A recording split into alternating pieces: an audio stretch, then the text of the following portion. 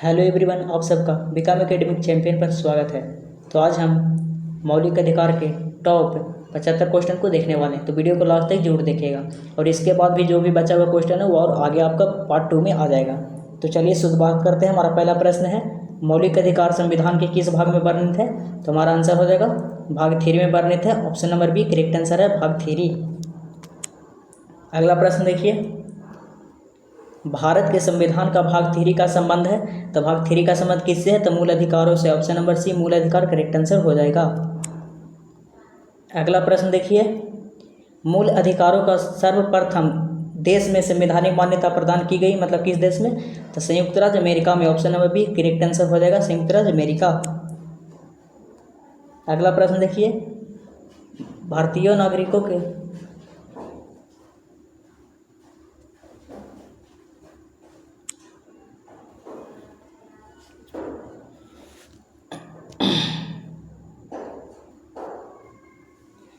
अगला प्रश्न देखिए, भारतीय नागरिकों के मौलिक अधिकारों का वर्णन है। तो अनुच्छेद 12 से लेकर 35 तक में वर्णन है। Option number A correct answer हो जाएगा। अगला प्रश्न देखिए, डॉक्टर भीमराव अम्बेडकर ने भारतीय संविधान के किस भाग को सर्वाधिक आलोकित भाग कहा है? तो आंसर हो जाएगा भाग 3। Option number C correct answer है, भाग 3। अगला प्रश्न देखिए, मूल अधिकार मूल कहलाते हैं क्योंकि वह क्या है? तो मानव के प्राकृतिक और अप्रदेय अधिकार है। तो option number D correct answer हो जाएगा। अगला प्रश्न देखिए, भारतीय संविधान के भाग 3 में कुल कितने अनुच्छेदों में मूल अधिकारों का वर्णन है? तो टोटल 24 अनुच्छेदों में। Option number D correct answer हो जाएगा। अगला प्रश्न देखिए, प्रारंभ में कितने मौलिक अधिकार दिए गए थे? तो प्रारंभ में 7 दिए गए थे। वर्तमान में कितने? तो 6 है, यानी कि option number B 7 correct answer हो जाएगा। अगला प्रश्न देखिए, वर्तमान में भारतीय नागरिकों को कितने मौलिक अधिकार प्राप्त हैं? तो हमारा आंसर हो जाएगा 6। तो option number A 6 correct answer हो जाएगा। अगला प्रश्न देखिए, भारत के संविधान में मौलिक अधिकार है। तो भारत के संविधान में मौलिक अधिकार है, तो ये मूल संविधान का हिस्सा था। ऑप्शन नंबर 1 करेक्ट आंसर हो जाएगा। अगला प्रश्न देखिए, भारतीय संविधान में न्यायालय में कौन परिवर्तनीय है जिसको परिवर्तन किया जा सकता है? तो हमारा आंसर हो जाएगा मूल अधिकार। Option number D correct answer हो जाएगा, मूल अधिकार। अगला प्रश्न देखिए, मौलिक अधिकारों को लागू करने का दायित्व है। तो मौलिक अधिकारों को लागू कौन कर सकता है? तो उच्चतम न्यायालय भी कर सकता है और उच्च न्यायालय भी कर सकता है, यानी कि दोनों आंसर हमारा करेक्ट आंसर हो जाएगा, ऑप्शन नंबर सी। अगला प्रश्न देखिए, मौलिक अधिकारों का निलंबन कौन कर सकता है? तो निलंबन कौन कर सकता है? तो इसको राष्ट्रपति कर सकते हैं। ऑप्शन नंबर सी राष्ट्रपति करेक्ट आंसर हो जाएगा। अगला प्रश्न देखिए, मौलिक अधिकारों के बारे में सुनवाई करने का अधिकार निम्न को प्रदान किया गया है। तो किसको प्रदान किया गया है? तो हमारा आंसर हो जाएगा सर्वोच्च न्यायालय को। ऑप्शन नंबर ए सर्वोच्च न्यायालय करेक्ट आंसर हो जाएगा। अगला प्रश्न देखिए, संविधान में उद्घोषित मौलिक अधिकारों में संशोधन किया जा सकता है केवल, मतलब कब किया जा सकता है? तो आंसर हो जाएगा संसद के द्वारा सिर्फ किया जा सकता है। Option number C correct answer हो जाएगा। अगला प्रश्न देखिए, भारतीय नागरिकों को प्रदान किए गए मूल अधिकारों को, मतलब मूल अधिकारों को क्या, तो इसके बारे में आंसर देना है। तो हमारा आंसर हो जाएगा निलंबित किया जा सकता है। किसके द्वारा? तो अभी पीछे पढ़े थे कि राष्ट्रपति इसको निलंबित कर सकते हैं। अगला प्रश्न देखिए,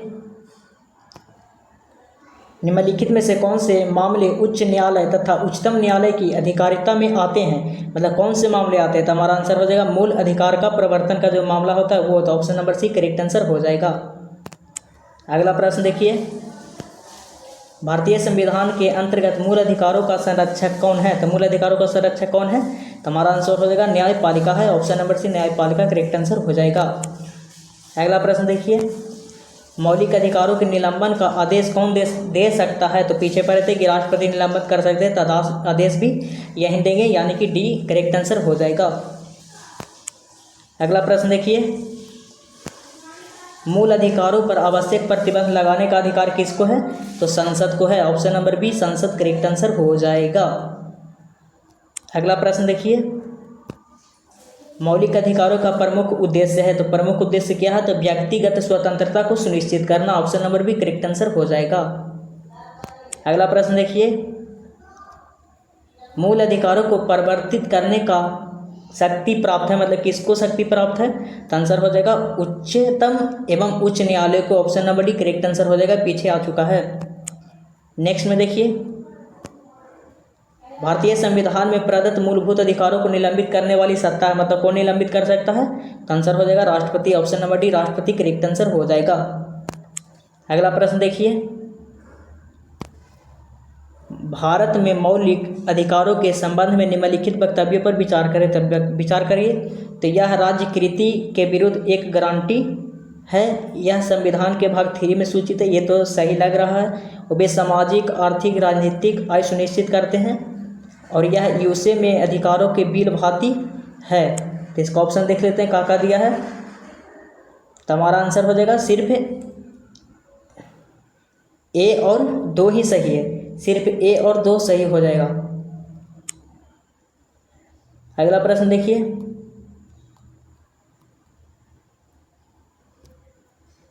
भारत के संविधान का निम्नलिखित में से कौन सा अनुच्छेद समानता के अधिकार से संबंधित है? तो समानता का अधिकार 14 से 18 तक है, ये हमने अनुच्छेद वाले वीडियो में भी कर लिए हैं। अगला प्रश्न देखिए, भारतीय संविधान के निम्नलिखित अनुच्छेदों में से कौन सा विधायन सत्ता पर पूर्ण नियंत्रण लगाता है? तो कौन सा अनुच्छेद लगाता है? तो हमारा करेक्ट आंसर हो जाएगा अनुच्छेद 14। ऑप्शन नंबर ए अनुच्छेद 14 करेक्ट आंसर हो जाएगा। अगला प्रश्न देखिए, भारतीय संविधान की प्रस्तावना में प्रयुक्त समाजवाद शब्द को निम्नलिखित में से किस अनुच्छेदों के साथ मिलाकर पढ़ने से सर्वोच्च न्यायालय को समान कार्य करने के लिए समान वेतन का मौलिक अधिकार परिभाषित करने की शक्ति प्रदान हुई है? तो हमारा आंसर हो जाएगा अनुच्छेद 14, 15, 16। Option number C correct answer हो जाएगा। अगला प्रश्न देखिए, संविधान के किस अनुच्छेद में कानून का समान संरक्षण प्रावधान है? तो कानून के समान संरक्षण प्रदान है तो अनुच्छेद 14 में। Option number C correct answer हो जाएगा। अगला प्रश्न देखिए, भारतीय संविधान का कौन सा अनुच्छेद छुआछूत उन्मूलन से संबंधित है? ये भी हमने अनुच्छेद वाले क्लास में कर लिए थे कि अनुच्छेद 17। Option number C correct answer हो जाएगा। अगला प्रश्न देखिए, भारतीय संविधान का कौन सा अनुच्छेद अस्पृश्यता का उन्मूलन करता है और किसी भी रूप में इसके व्यवहार का निषेध करता है? ये भी हमने अनुच्छेद वाले क्लास में कर लिए थे, इसका मतलब हो जाएगा अनुच्छेद 17। Option number B correct answer है, अनुच्छेद 17। अगला प्रश्न देखिए, समानता का अधिकार भारतीयों के लिए सुनिश्चित करता है। तो समानता का अधिकार है जो भारतीयों के लिए क्या सुनिश्चित करता है? तो इनमें से धार्मिक समानता, सामाजिक समानता और आर्थिक समानता तीनों सुनिश्चित करता है। तो यानी कि option number D correct answer हो जाएगा, उपयुक्त सभी। अगला प्रश्न देखिए, संविधान के किस अनुच्छेद के प्रावधानों के अंतर्गत भारत सरकार द्वारा भारत रत्न, पद्म विभूषण आदि अलंकरण प्रदान किए जाते हैं? तो अनुच्छेद 18 के अंतर्गत। ऑप्शन नंबर बी अनुच्छेद 18 करेक्ट आंसर हो जाएगा। ये भी हमने अनुच्छेद वाले में किए थे। अगला प्रश्न देखिए, 1995 में पारित अस्पृश्यता अपराध अधिनियम को वर्तमान में किस नाम से जाना जाता है? तो हमारा आंसर हो जाएगा सिविल अधिकार संरक्षण अधिनियम के। Option number D correct answer हो जाएगा। अगला प्रश्न देखिए, धर्म आदि के आधार पर विभेद प्रतिषेध भारत के संविधान का अनुच्छेद 15 एक मूल अधिकार है जिसे किसके अधीन वर्गीकृत किया जाएगा? तो हमारा आंसर हो जाएगा शोषण के विरुद्ध के अधिकार। Option number D correct answer हो जाएगा। अगला प्रश्न देखिए, निम्नलिखित अनुच्छेदों में से कौन सा भिन्न वर्ग में आता है? मतलब कौन सा अनुच्छेद है जो 3 को समान है, 1 अलग है? तो हमारा आंसर हो जाएगा अनुच्छेद 19। कारण कि ये सब समानता का अधिकार बताया कि पीछे आया था कि 14 से लेकर 18 तक, तो 14 से लेकर 18 के सब बीच में है तो समानता में जाएगा, ये अकेले बच जाएगा। तो अनुच्छेद 19 करेक्ट आंसर हो जाएगा। अगला प्रश्न देखिए, थोड़ा सा टफ है। संविधान के अनुच्छेद 26 में धार्मिक कार्यों के प्रतिबंध की स्वतंत्रता पर क्या प्रतिबंध लगाया गया? तो देखिए, लोक व्यवस्था, राष्ट्रीय सुरक्षा, शिक्षा, सदाचार, स्वास्थ्य या धर्मनिरपेक्षता। तो हमारा आंसर हो जाएगा, तो देख लीजिए इसमें 1, 5, 4 तीनों आंसर हो जाएगा, यानी कि option number D correct answer है। अगला प्रश्न देखिए, चेन्नई राज्य बनाम चंपकम दोरायजन मुकदमे में भारतीय सर्वोच्च न्यायालय के निर्णय के परिणाम स्वरूप निम्नलिखित में से किस मौलिक अधिकार को संशोधित किया गया? तो हमारा आंसर हो जाएगा भेदभाव के विरुद्ध। ऑप्शन नंबर बी भेदभाव के विरुद्ध करेक्ट आंसर हो जाएगा। अगला प्रश्न देखिए जो कि इम्पोर्टेंट है, भारत में समाचार पत्रों का स्वतंत्रता था। समाचार पत्र हमने पिछले वीडियो में आया था, प्रेस की स्वतंत्रता इस मन के सब का आया था। ये अनुच्छेद वाले क्लास में थी, किस में था? तो अनुच्छेद 19 में था। अगला प्रश्न देखिए, अनुच्छेद का क्लास बहुत ही इंपॉर्टेंट है, उसमें टॉप 100 क्वेश्चन 108 क्वेश्चन करवाए थे बहुत ही, उससे सब क्वेश्चन आता है। भारत का संविधान स्पष्टतः प्रेस की आज़ादी की व्यवस्था नहीं करता है, किंतु यह आज़ादी अंतर्निहित अनुच्छेद है। तो किसमें? तो ये हमने पढ़ा था कि 19 के ए में है। Option number A correct answer है 19 के ए। अगला प्रश्न देखिए, स्वतंत्रता के मूल अधिकार से संबंधित संविधान के अनुच्छेद 19 के अंतर्गत कितने प्रकार की स्वतंत्रताएं पर्याप्तभूत है, मतलब कितने प्रकार की उसमें स्वतंत्रता दी गई है, इसके बारे में पूछ रहा है। तो हमारा आंसर हो जाएगा 6 प्रकार की। पहले 7 प्रकार के थे। वो संपत्ति का अधिकार था, जिसको कानूनी अधिकार बना के 300 की काम में डाल दिया गया है।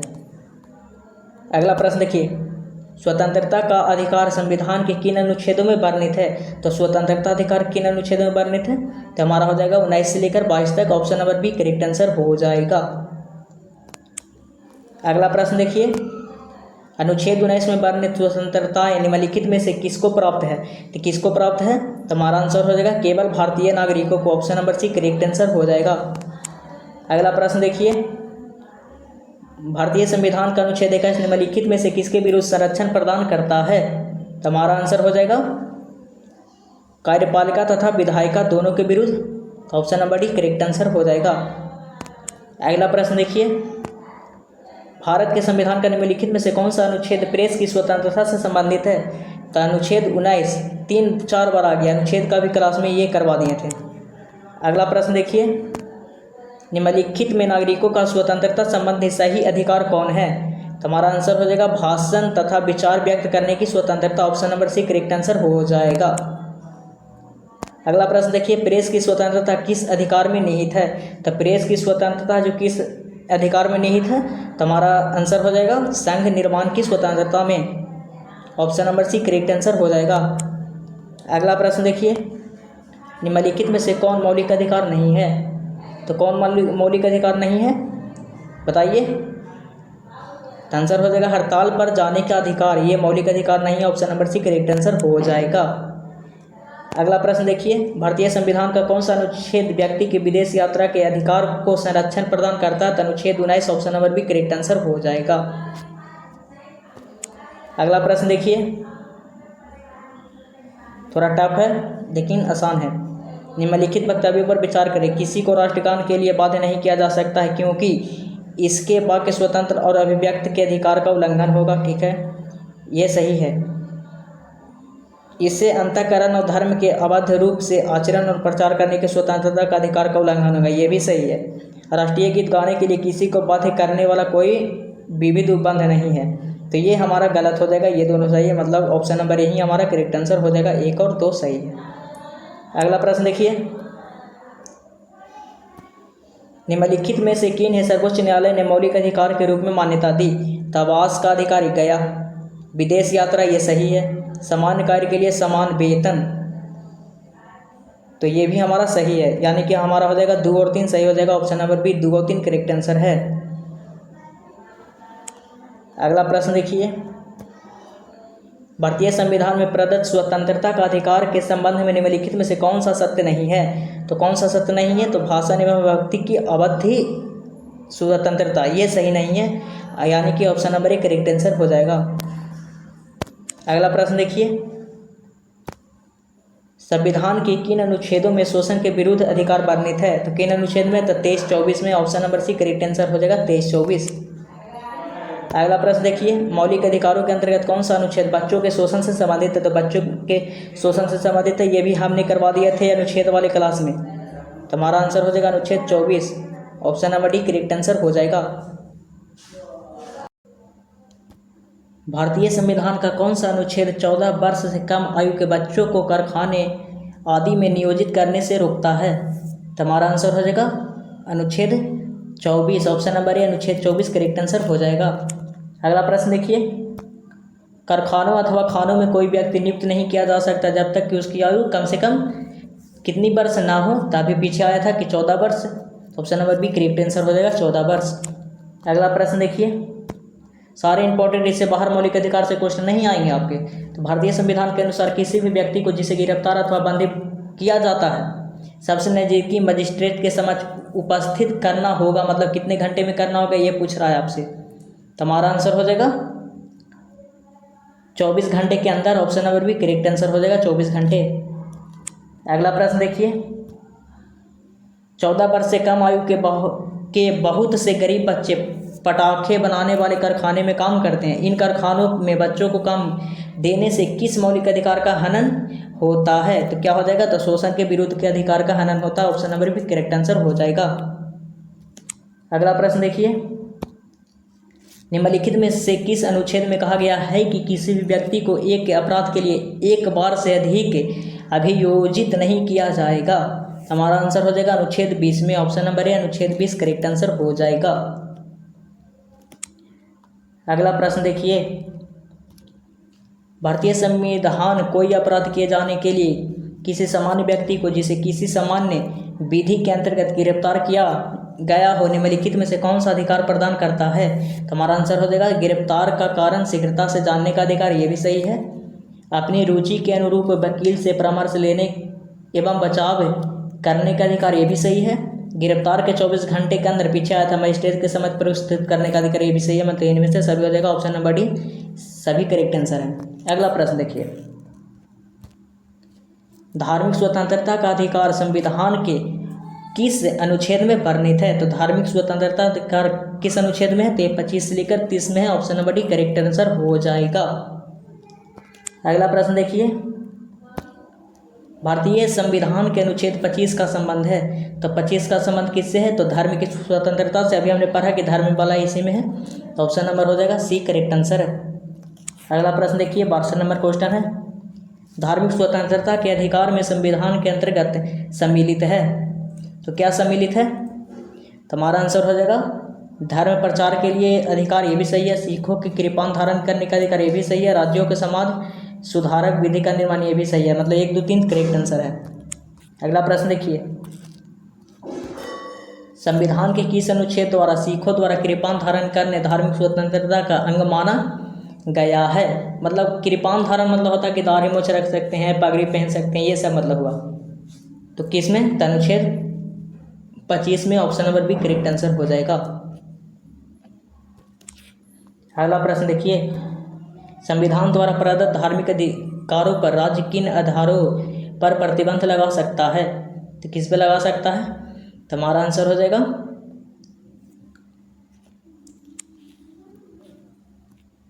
1, 2, 3 जो भी ऑप्शन में दिया हुआ था तो तीनों पर अधिकार लगा सकता। आप देख लीजिएगा बैक करके। अगला प्रश्न देखिए, संविधान के किन अनुच्छेदों के अंतर्गत अल्पसंख्यकों को अपनी संस्कृति के संरक्षण तथा अपनी पसंद की शिक्षा संस्थानों की स्थापना एवं संचालन के अधिकार को मान्यता प्रदान की गई है? तो हमारा आंसर हो जाएगा अनुच्छेद 29 एवं 30 में। Option number B 29, 30 correct answer हो जाएगा। अगला प्रश्न देखिए, भारतीय संविधान का कौन सा अनुच्छेद अल्पसंख्यकों को अपनी मनपसंद शिक्षा संस्थानों के स्थापित तथा संचालित करने का अधिकार को संरक्षण प्रदान करता है? तो हमारा आंसर हो जाएगा अनुच्छेद 30। ऑप्शन नंबर डी अनुच्छेद 30 करेक्ट आंसर है। अगला प्रश्न देखिए, धार्मिक स्वतंत्रता का अधिकार किस अनुच्छेद के द्वारा दिया गया है? तो धार्मिक स्वतंत्रता 25 से 28 तक था। ये क्या ऑप्शन है? 25। तो option number C 25 correct answer हो जाएगा। अगला प्रश्न देखिए, भारतीय संविधान के किस अनुच्छेद में संवैधानिक उपचारों का अधिकार दिया गया है? संवैधानिक उपचारों का अधिकार अनुच्छेद 32 में। Option number C. ऐसे ही भारतीय संविधान की आत्मा कहते हैं। अनुच्छेद में पूछेगा तो आत्मा 32 हो जाएगा, और अगर जो भाग में पूछेगा तो प्रस्तावना हो जाएगा।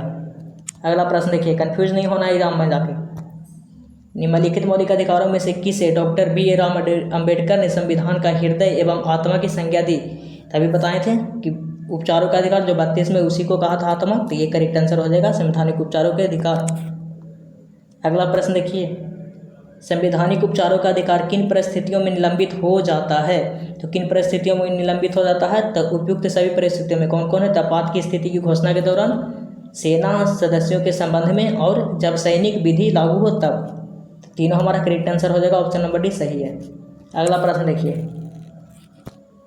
निम्नलिखित में से कौन सा अधिकार भारतीय संविधान के अनुच्छेद 32 के अंतर्गत परिवर्तित किए जा सकते हैं? तो 32 में क्या था बताइए आप। तो क्या था? मौलिक अधिकार है। तो option number B correct answer हो जाएगा।